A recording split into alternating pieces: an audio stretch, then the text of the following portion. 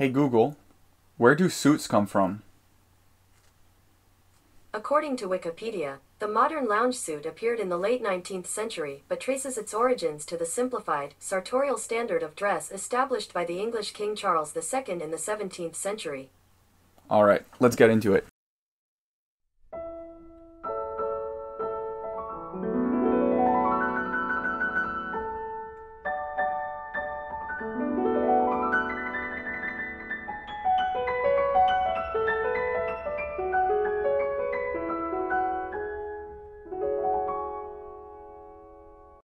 A suit might just be the biggest visual symbol of the establishment period. You've probably walked through city streets in your life and you saw people in suits. Right away, your conscience jumps to prejudices like it naturally does for everyone. And you might have thought, that person looks legit, probably has a nice job or is trying to move up to one, is successful or on the way to be. Also taking for granted that dressing well equals good hygiene, self-awareness, conformity, etc. Now let's take hypothetically Albert Einstein, one of the greatest minds in history. But let's say you don't know who he is and he happens to be wearing a baseball cap backwards with an Iron Maiden t-shirt, cargo shorts, Vans sneakers, has a nose ring and some neck tattoos. He's coming for a job interview that you are conducting. The job is for a researcher in your department of physics at your big shot university. If you, the interviewer, listen to his brilliance with now established prejudice, you will be missing out. Suits don't make great minds, compassionate people, or hard workers. They're a choice of what to wear to cover your naughty bits when you're in public. They don't have superpowers. Well, in fact, according to some psychological studies, the thought process and, well, the brain itself allegedly works differently when a person wears a suit. According to a study made by psychologist Abraham Ruchik from California State University, after testing people's thought patterns in relation to the formality of their attire, researchers found that suit wearers felt more powerful. And this encouraged them to think about the big picture rather than getting hung up on the details.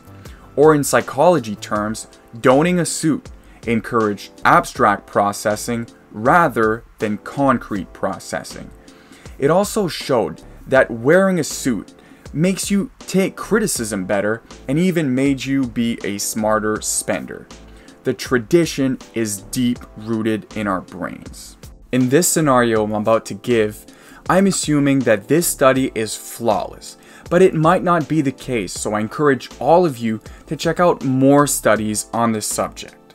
So, if you're a boss and you manage a group of employees, let's say you really don't care what people wear, you think the tradition is silly and pointless, but you then learn about this study. You have the power to decide to impose a certain general rule on the workplace uniform.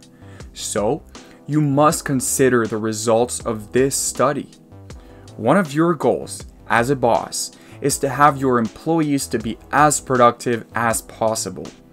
You still want to care about their wellness too, but in your eyes, imposing a suit could seem like a minor detail. Not a big deal. After all, nurses, firefighters, pilots, they all have an imposed uniform. Doesn't seem so bad. Their uniform probably doesn't affect their wellness, right?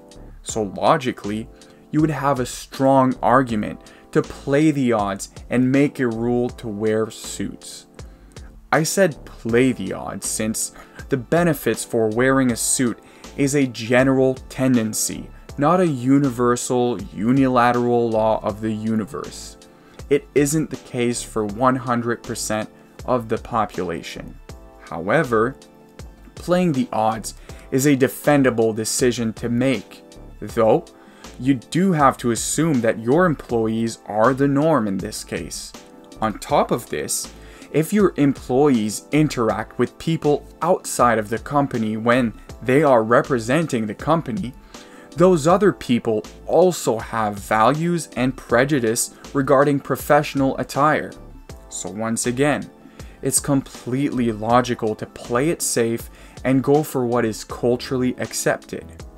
I can understand this reasoning behind such a decision, but know your audience. Maybe you'd be creating a distance between your customers and your employees if they wear suits. Sometimes alienation can take place. Now, let's examine politicians. Ultimately, the voting population is the boss of them. We decide if we renew their contract or get them fired.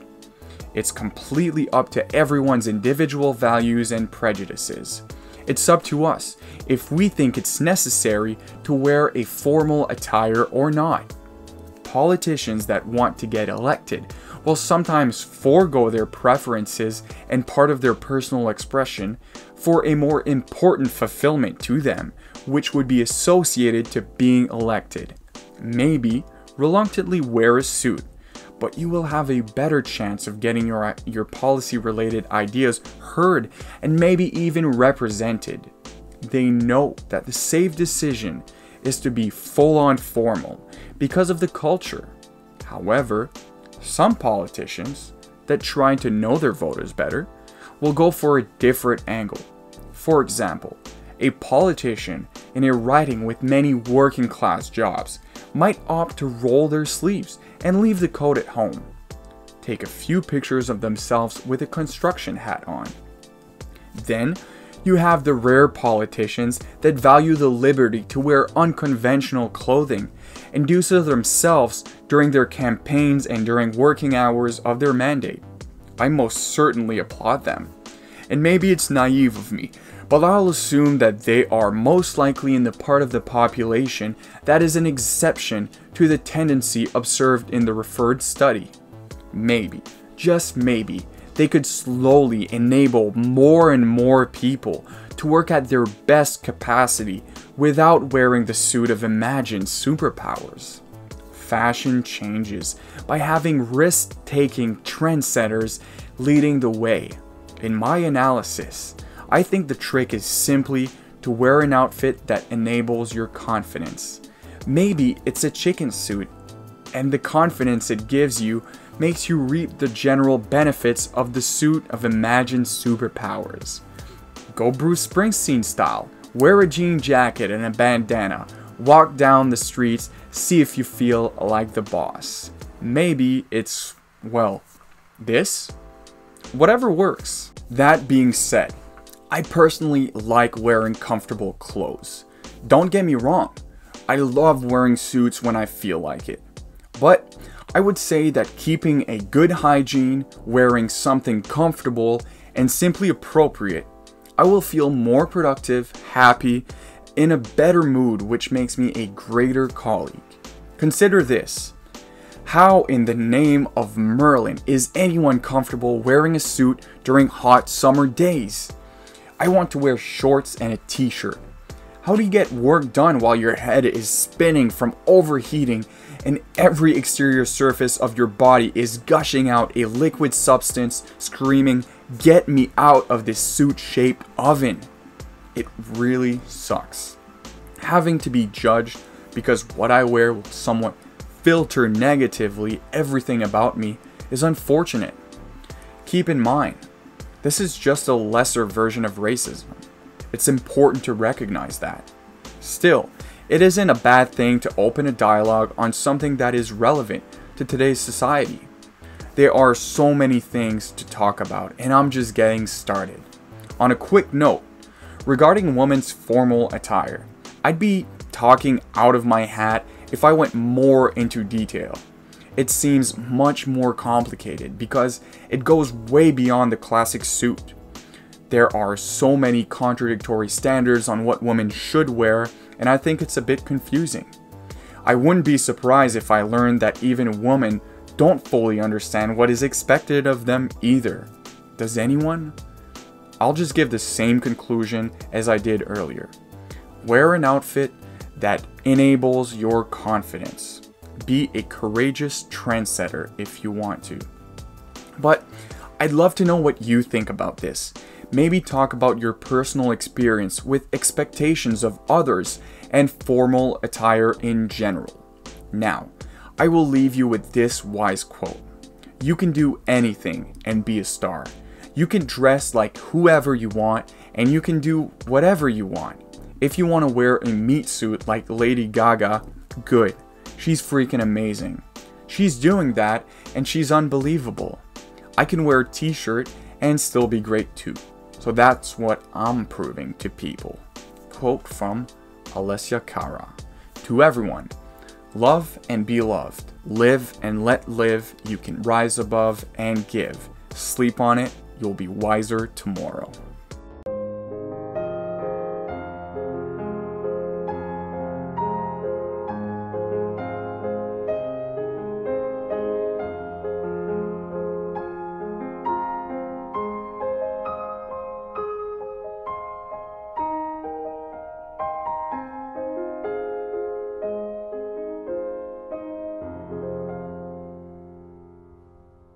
The terms of the day are abstract processing and concrete processing. According to the Free Dictionary, abstract processing is when thought is characterized by adaptability, flexibility, and the use of concepts and generalizations. Problem solving is accomplished by drawing logical conclusions from a set of observations. For example, making hypotheses and testing them. This type of thinking is developed by 12 to 15 years of age, usually after some degree of education. Concrete processing is mental processes characterized by literalness and the tendency to be bound to the most immediate and obvious sense impressions, as well as by a lack of generalization and abstraction. Leave comments. I want to make another video in the future that will revisit the comments that give suggestions to what was discussed in the video. You can add to what I said or argue against as well. That is the spirit of the channel after all. I want the content of my comments to be falsifiable. Vous pouvez rédiger vos commentaires en français et je vais les intégrer dans une vidéo qui fera retour sur ce qui a été discuté dans celui-ci aussi.